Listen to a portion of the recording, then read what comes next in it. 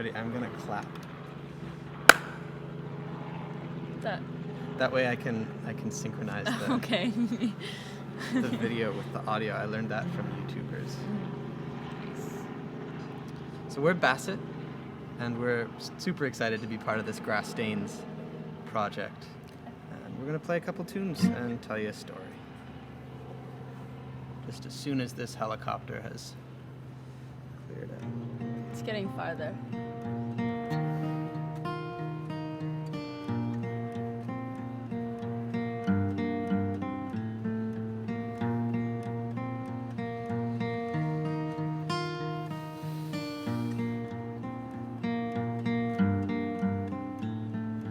Hi, love, are we swinging low? Are you my love, or is this none at all?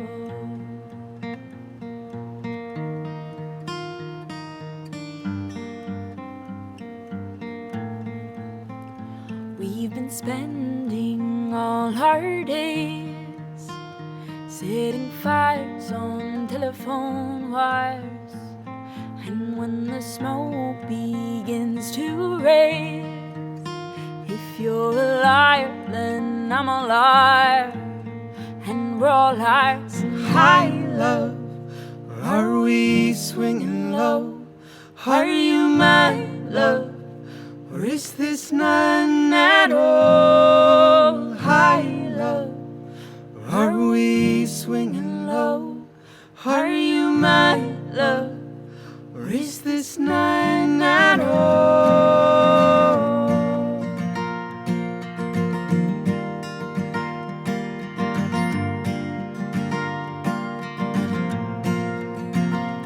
Now that you've begun to broadcast, you are there and on the air. Will you read tomorrow's forecast for this jump rope love affair? Are we anywhere? Hi, love, or are we swinging low?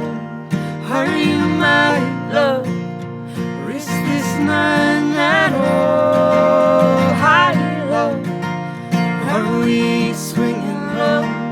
Are you my love, or is this none at all?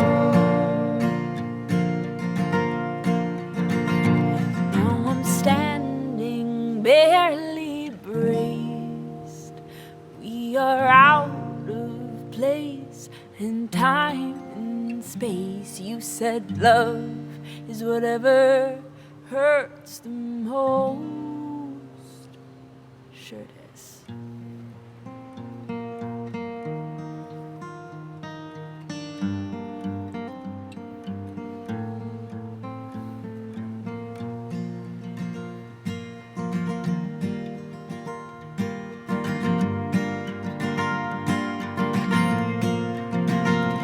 Now all you left is traces of those lies I memorized.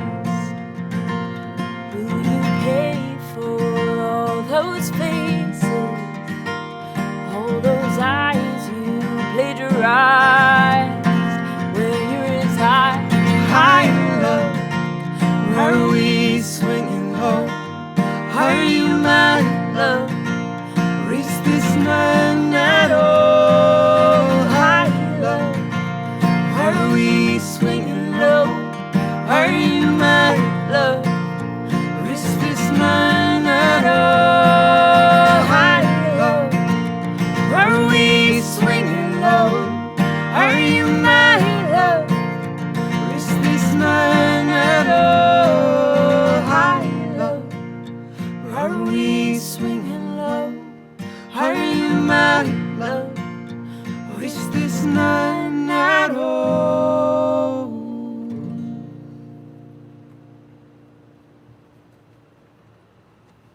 Thanks so much. That's our tune, High Love. Going to be recording that for our upcoming album. I think we're heading into the studio in a week's time. So I don't know when this is coming out, but it's a week from right now. Yes.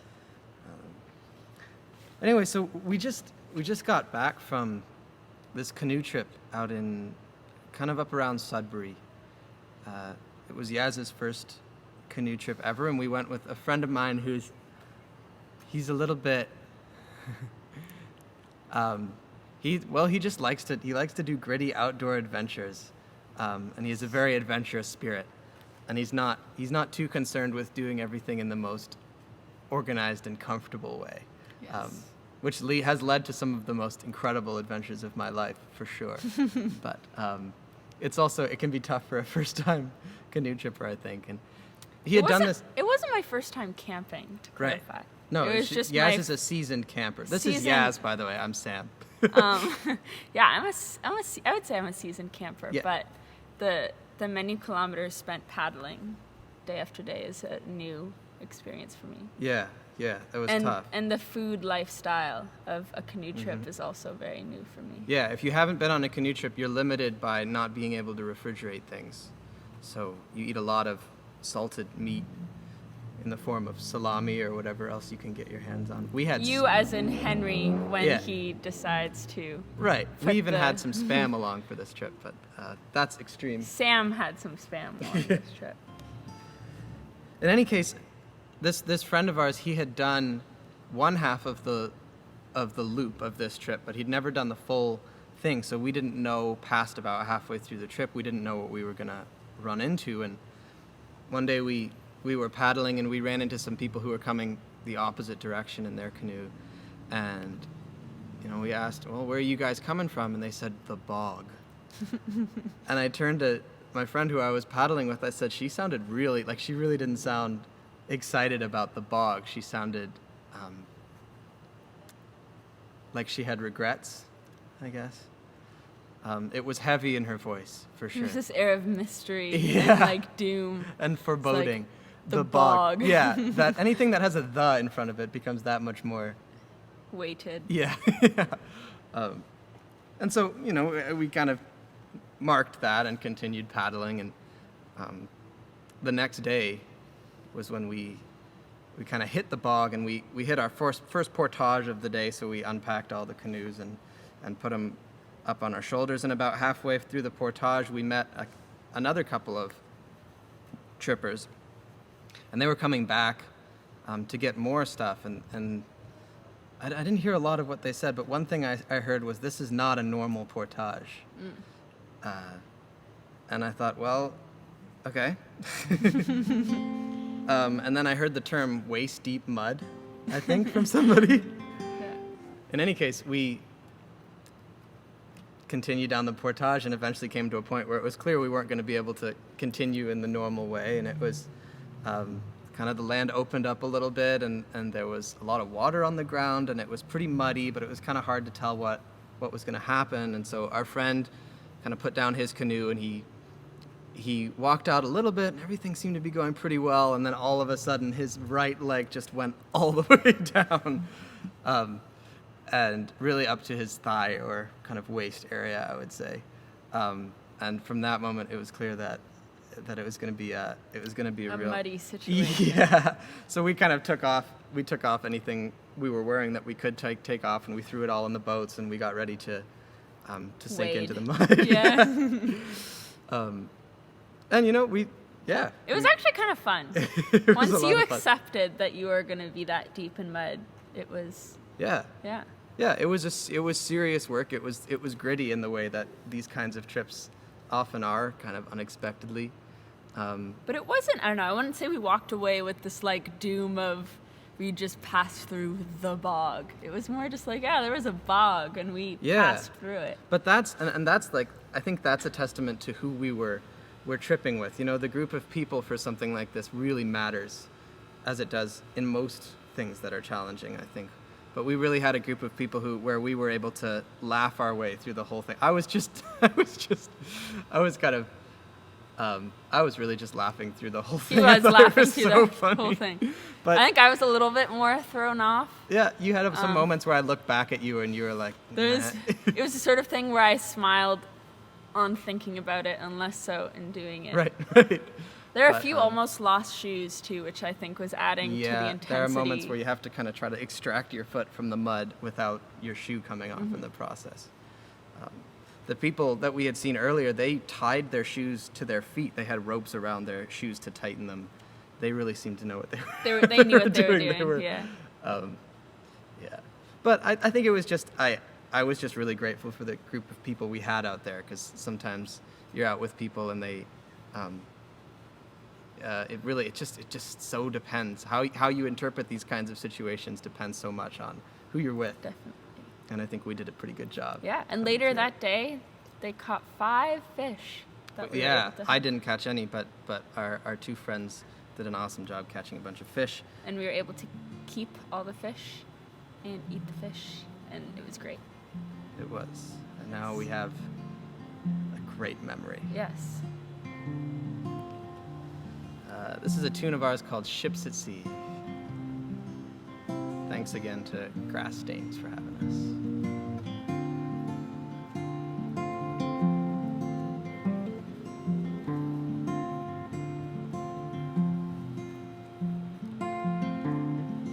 Heavy in your armor? Are you leaning on your sword? Is it time to let your body down, all beautiful and warm? Have you checked off all your boxes? Have your orders all been filled? Do you still have monsters that you have yet to kill? That you have yet to kill?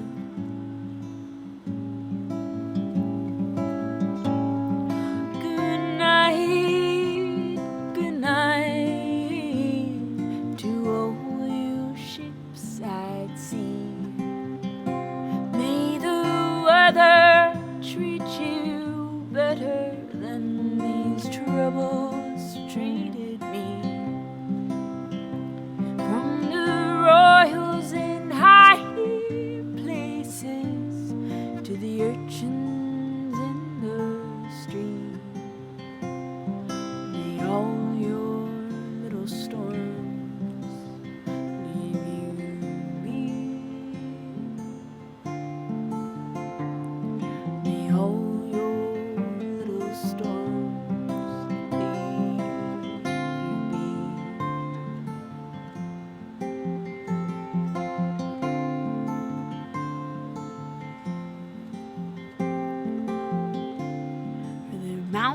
on the sidewalk? Are there logs across your door? Or pushing them around all day must make you cold and sore? But just for tonight, there's no shame in giving up. I'm sure you can find a little quit even in the best of us. Even in the best of us.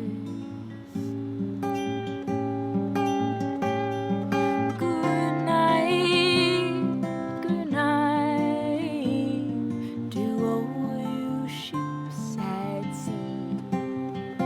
May the weather treat you better than these troubles